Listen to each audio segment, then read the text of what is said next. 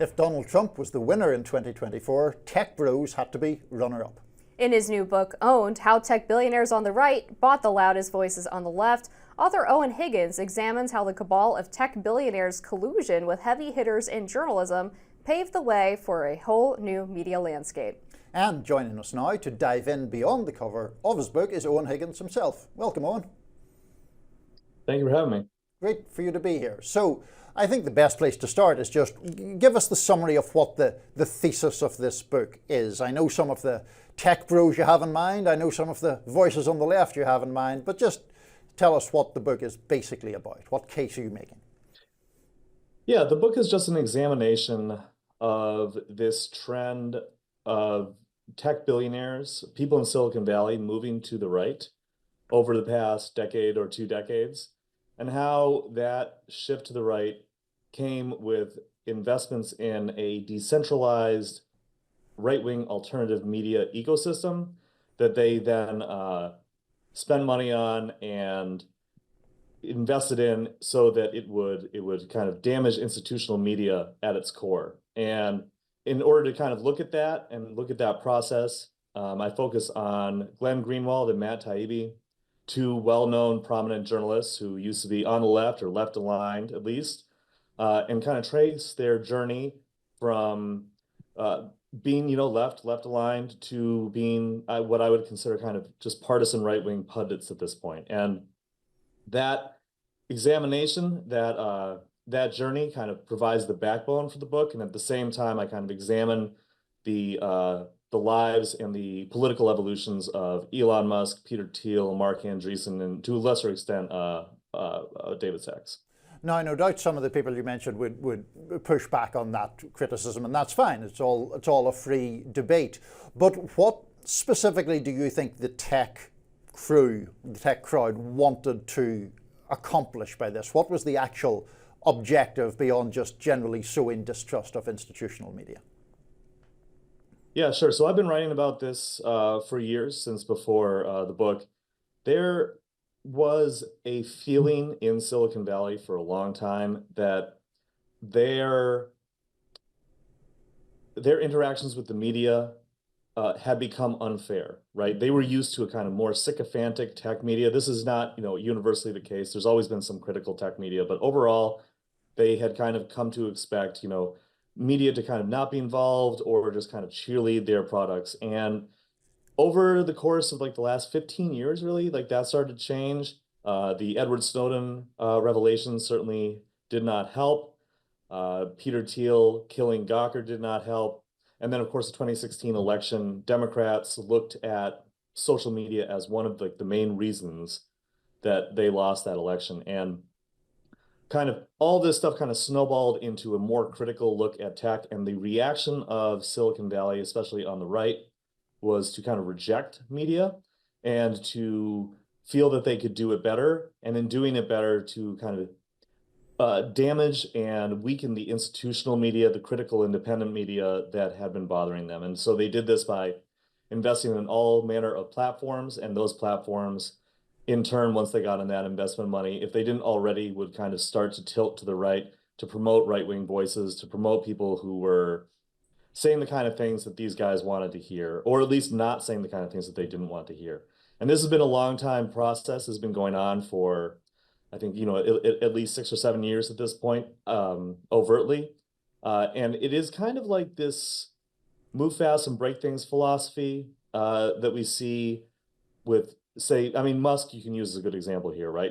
He buys Twitter, slashes the staff, makes the user experience, in my view, a lot worse, and but gets what he wants out of it because he's promoting the kind of ideological voices that he wants, and promoting a type of media site that he wants to have out there. And that's what he appears to be doing with the federal government at the moment as well. Well, to be fair, Eoin, conservative voices were incredibly skeptical and critical of tech companies as well, perhaps even more before the left, specifically on the issue of censorship. They claimed that tech companies were censoring conservatives far more than they were voices on the left, particularly on the center left. So how is it that these tech billionaires came to the calculation that the conservatives were the more friendly media party when they had basically spurred Congress to launch investigations into censorship, had accused the government and tech companies of colluding with one another to censor Americans.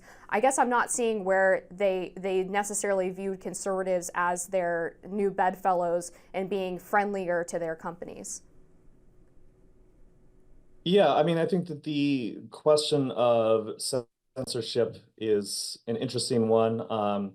Conservatives used to complain about social media sites taking down, kind of explicitly white nationalist content that doxed people, went after people.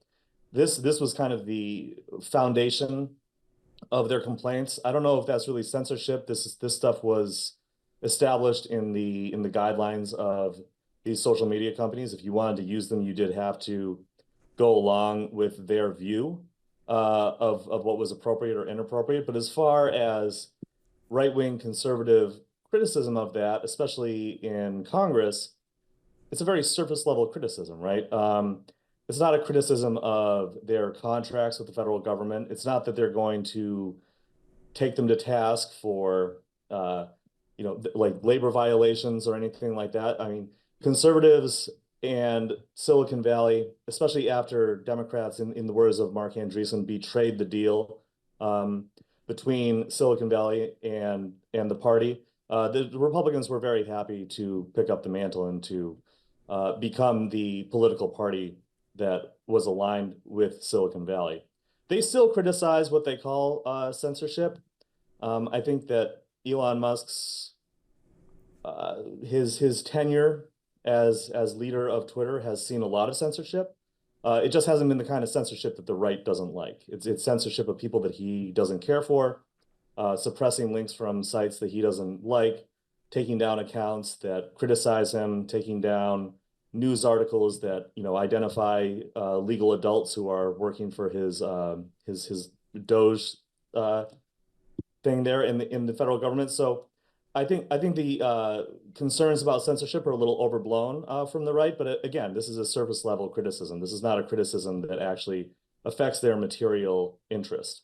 Well, there was confirmed censorship that was exposed during the Murphy v. Missouri case that was explicit viewpoint discrimination, not just people violating terms of service and then being upset that their accounts were suspended. I mean, there were conservatives who were suspended writ large for saying that journalists should learn to code. There were people who were censored for saying that COVID came from a lab leak in Wuhan, or that vaccines didn't stop you from getting or spreading the virus, all of which turned out to be true.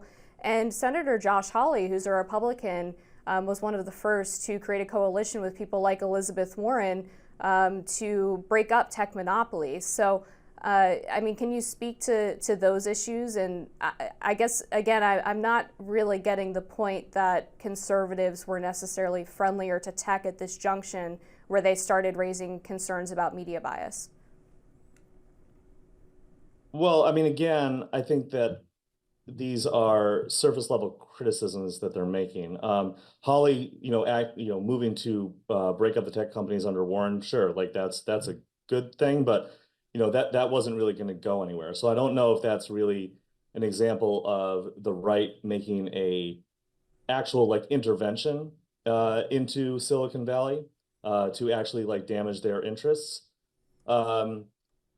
But yeah, I mean, sure. Okay. So there are some instances of people on the right, criticizing tech. This was a while ago at this point. I think that the Republican Party and Silicon Valley are pretty much intrinsically tied to one another. You can just look at who was on the dais at Trump's inauguration. And, it's not like Silicon Valley was this liberal paradise for Democrats before this. I mean, Silicon Valley had people who supported George W. Bush and George H.W. Bush, Ronald Reagan. It's not as politically homogenous as you might think. The staff tend more toward the liberal, but the people who are in charge can be quite right wing. Like Peter Thiel has a decades-long conservative project. Mark Andreessen has been on the right for quite a while. Elon Musk has gone to the far right, I would argue, but he's been a little more flexible and fluid with his politics, as has Mark Zuckerberg. But at the end of the day, these guys are interested in their bottom line and whoever's going to help them with that.